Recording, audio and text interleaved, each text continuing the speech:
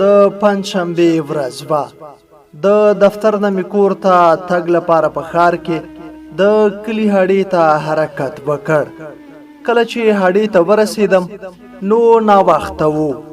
زموږ د کلي موټران ټول تللي وو او هډه خالي شوې وه. فکر په مخه کړم چې اوس څه وکړم. له لنډ فکر کولو وروسته مې فیصله وکړه چې د یوې بلې ګاونډۍ ولسوالۍ په موټر کې به لاړ شم. بیا به له هغه ځایه خپل کلي ته پیدا لاړ شم. همداسې مې وکړل. د بلې ولسوالۍ هډې ته لاړم. هلته مې فقط 2 موټران تر سترګو شول. له ځان سره مې پټ وویل قسمت دې ښه دی، ټنډې دې کار وکړ. په دا ناوخته درته 2 موټران پیدا شول. ډیر خوشحاله شوم او د موټرانو پر لور نږدې شوم. یو سراچه ډوله موټر او بل ټونس موټر ولاړ ول. د سراچه موټر چلوونکي ته مې د تګ وویل.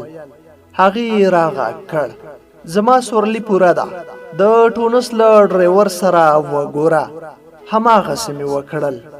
د ټونس ډریور راته وویل یو نفر مې کم دی، نور حرکت کوو، څو دقیقې به راته صبر کوي.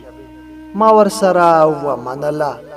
تقریبا نیم ساعت وروسته یو نفر هم راغی او سورلي پوره شوه. حرکت مو وکړ. زما ترڅنګ یو سپینګری مسافر ناست و.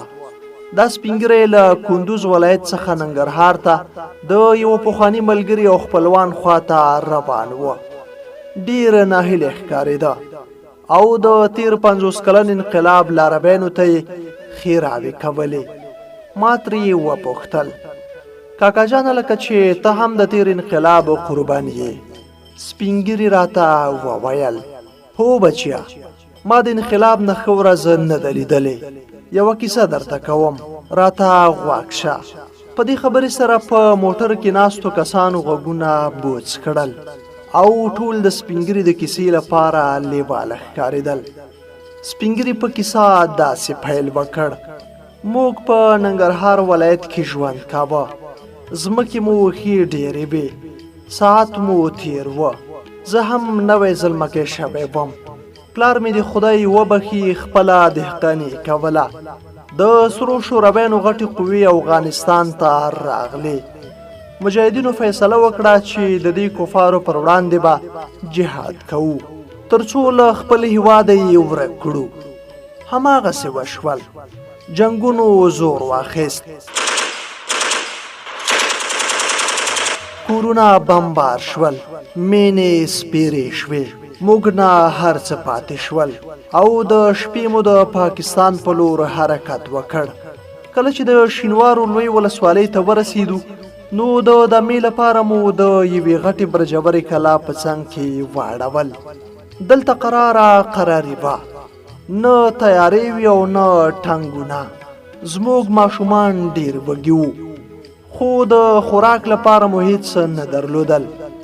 زه د ماشومانو لپاره د خوړو پسې په کلي کې سر شوم. کله د یوه کور او کله د بل کور دروازې ور وډبوم خو هیڅوک د ډاره له کوره نه راوتل. ډېر خواشینه بیرته د برجورې کلا تر خوا را روان شوم. د راتګ سره سم د جیټ تیارو اوازونه واورېدل شول.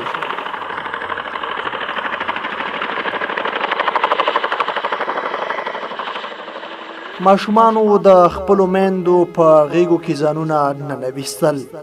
د تیارو غرار را نږدې شو. موږ کلمې درستې کړې او ځانونه مو د کلا دیوال ته تکیه کړل. کشر ورور مې ډېر تږی و. صبر یې ونه شو او مخامخ د اوبو ولاړ ډنډ ته یې منډه کړه. ناڅاپه یو درز وشو. لوګیو ټول کلی په سر واخیسته. موږ ټوخیو ونیولو.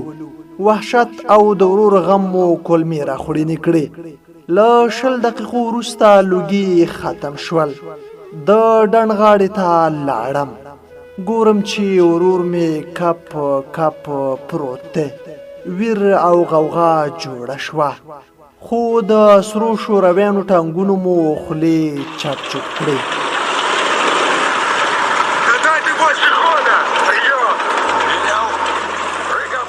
خو ټانګونه تیر شول. موږ خپل شهید کپ کپ راټول کړ او بیرته مو خپل کلي ته حرکت وکړ.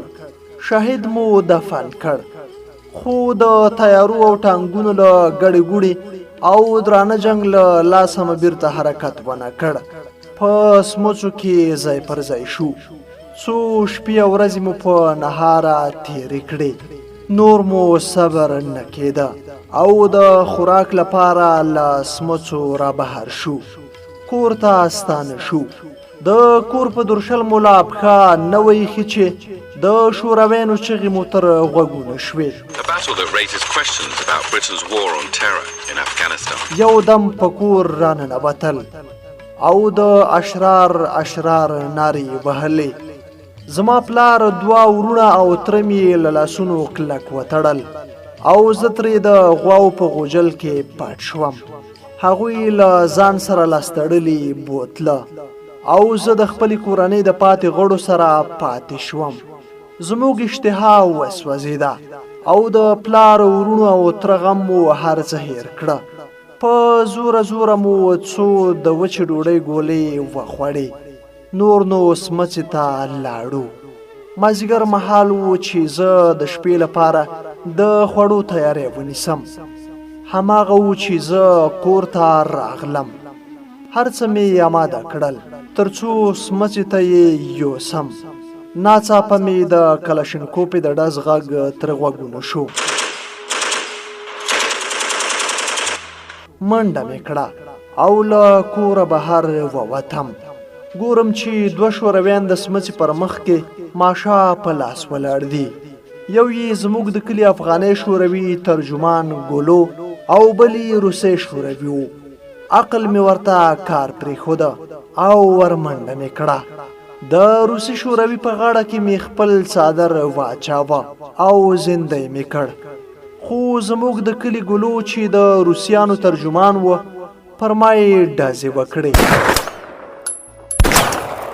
په پښو یې وویشتم خو همت مې له لاسه ورنه کړ او غېږه مې ترې تاوه کړه. د خپل موټو په زور مې ترې کلاشینکوپه واخیسته او په سر مې وویشته. ورپسې مې روسۍ څو ډزه په زړه وویشته. له هغې وروسته مې سمڅې ته سر ورښکاره کړ. ګورم چې د کورنۍ ټول غړي را شهیدان کړي دي. زړه مې یوه سره لمبه وکړه او په چغو مې خپل ویښتان وشلول. مخ ته مې څپېړې ونیوې او دنیا مې په ځان سور تنور کړه. په دې وخت کې د تیارو غراره شو.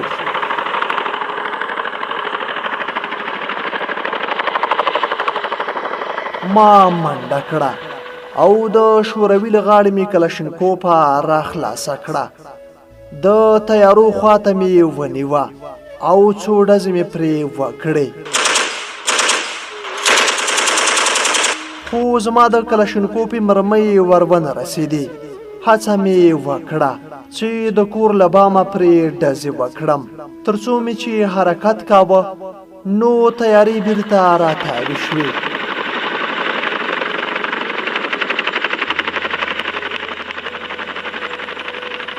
او ښه شدید بمبار یې پر سمڅه وکړ.